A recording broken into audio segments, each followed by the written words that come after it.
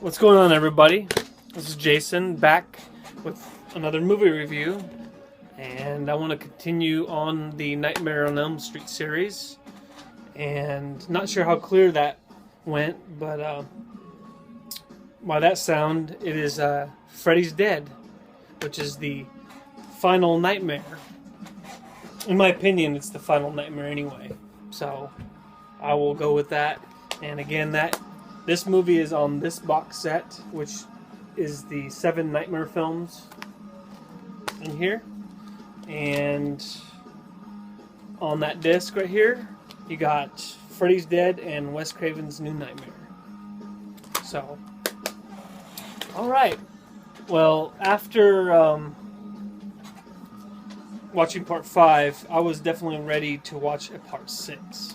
Just to see where they would go from there. And I do remember this one in theaters. It's 3D at the end of it. Has a 3D sequence at the end. And I was, let's see, I guess 12 years old or so. No, about 10 maybe. 10 years old, and my father had taken me and my brother to go watch it. So I do remember this. So we'll go ahead and cover the actors and actresses in here, and I'm not going to go over all of them, but there's a ton of them in this one. Okay, so obviously Robert Englund comes back as Freddy Krueger. Excellent. You know, again, I've stated in my previous recordings, that I cannot have any other Freddy Krueger. So. Maggie, who's played by Lisa Zane. John Doe is played by Sean Greenblatt. Carlos is played by Ricky Dean Logan. Spencer is played by Breckin Meyer.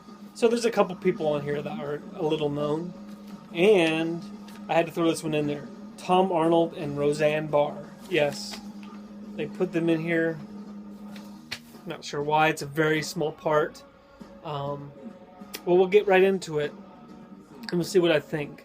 Now, if you haven't seen this movie, I'm going to just throw it out there. I'm going to warn you that if you think it was bad in the previous couple about the puns and the jokes, this tops it. It takes it to another level. And I roll my eyes on a lot of parts still. And part of it is right in the beginning. Well, I'm getting ahead of myself. In the beginning, you are taken on a plane ride. You don't know what's going on. It's a plane ride. There's a guy sitting in a seat. Things are going wrong. The water is dripping in the glass. The lights like real bright. There's a little girl in front of him. He's trying to move seats, but there's no room, and you realize he is in a dream, and that's where it starts. And I'm not gonna get all into who he is too much at this point, but what happens is, in the dream, he hits his head on a rock, and then the next thing you know, he's waking up in the real world, and it's him, and he doesn't know what's going on. So he is walking. At this point, we don't know what it is, but apparently this is 10 years from the present. So even though I think this was filmed or released in 1991, this is supposed to be 10 years from the present. So I think it was either supposed to be 1999 or 2001, but it doesn't really go in there. It doesn't really matter. But this is supposed to be 10 years from now. And basically, all the kids have been wiped or gone from Springfield. The people that are left there do not want kids. And that's where Tom Arnold and Roseanne Barr come in. Their kids have moved out, and they never see kids. So when they see they see John Doe, they see Carlos, they see Spencer here at this place. It's a carnival or something like that. And the carnival is very weird. It has a very weird vibe. There's no kids at all. So when these kids show up, that's when you meet Roseanne and Tom Arnold. And she loves the kids. She wants kids back, and she wants to take them home. Tom Arnold's like, no, we know what happens when we bring kids here. It brings him, and then you hear a bell ring from some school or church or something like that, and that's where John Doe and Maggie have to go. They're investigating what's going on or what's happening in this town, because obviously what he brought into this place, and I don't know what you call it. I guess it's a homeless shelter or something like that, where these kids come. But John Doe, they call him John Doe because he doesn't know what his name is. He doesn't know what happened. He just knows wherever he came from, it's bad, and he knows Freddy, and he wonders why Freddy has kept him alive.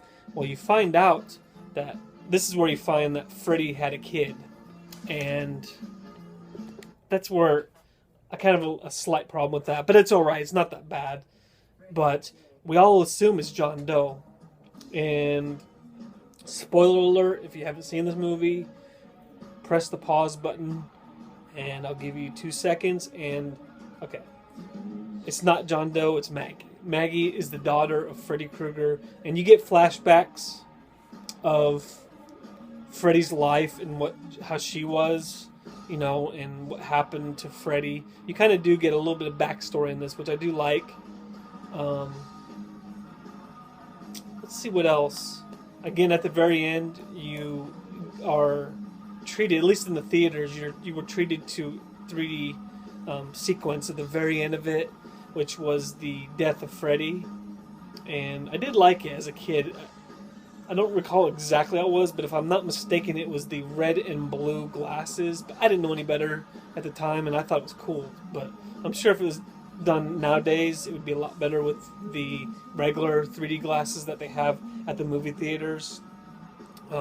If you buy I think it's the DVD, you can watch it in 3D. And let's see. I'm trying to see if it's in this collection. It doesn't look like it. So honestly, I can't tell you if on the Blu-ray if it's in 3D or not, but at least in the DVD that I have somewhere around here, I have the 3D somewhere. You can watch it in 2D. In fact, the normal movie is in 2D, and you can watch just the ending part of it in 3D if you want to. But it's the blue and red glasses, so take it for a grain of salt. Not sure how good it looks now. But that's what happens at the end of it. You meet John Doe, you meet Carlos, you meet Spencer. They get killed, and then they disappear.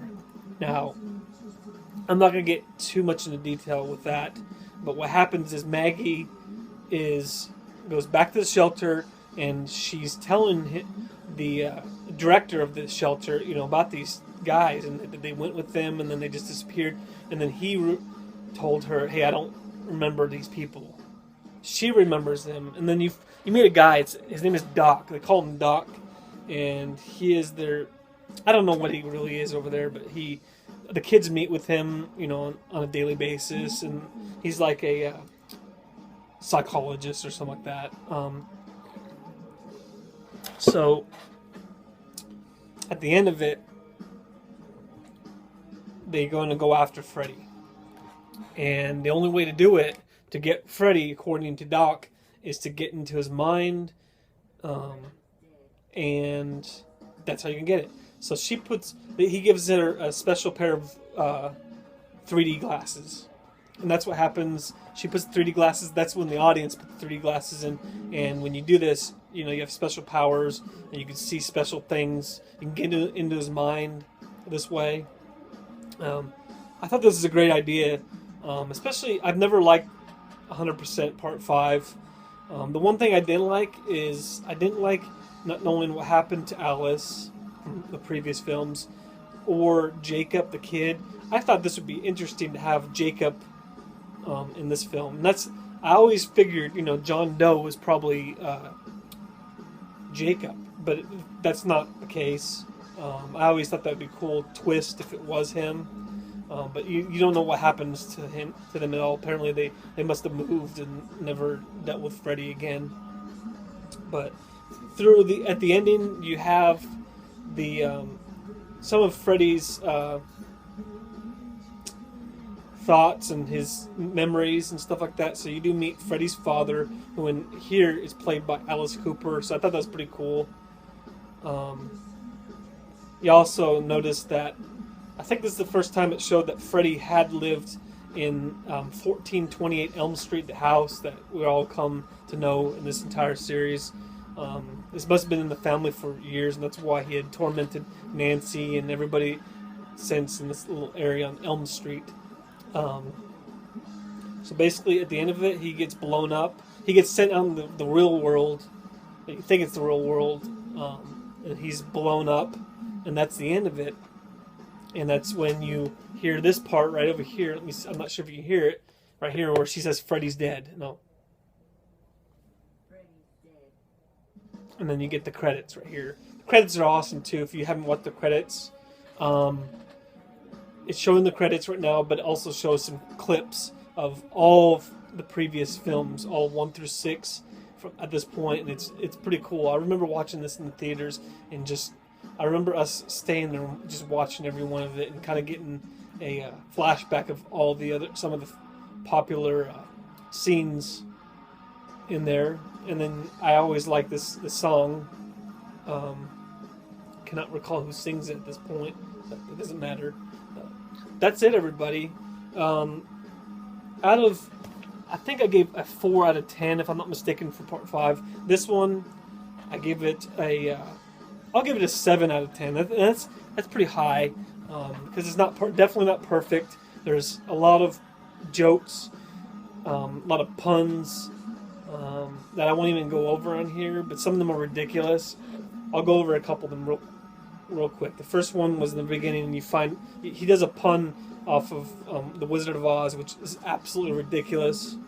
Then you got the Power Glove, which nowadays people don't even know what the Power Glove is, so it's kind of dated. But that's it, everybody. Again, like my Facebook page, www.facebook.com/DVDReviewDude. I would appreciate if you like that page. Go ahead and subscribe here if you can, and you can watch the rest of my videos. Okay? Thanks, everybody. Take care, and we will see you next time. And when I got a doozy for you next time, and that is Freddy's... Wes Craven's New Nightmare. I have to look at it because that's how much I enjoy it. If you don't know, that's very sarcastic. So, all right, everybody, take care. We will see you next time.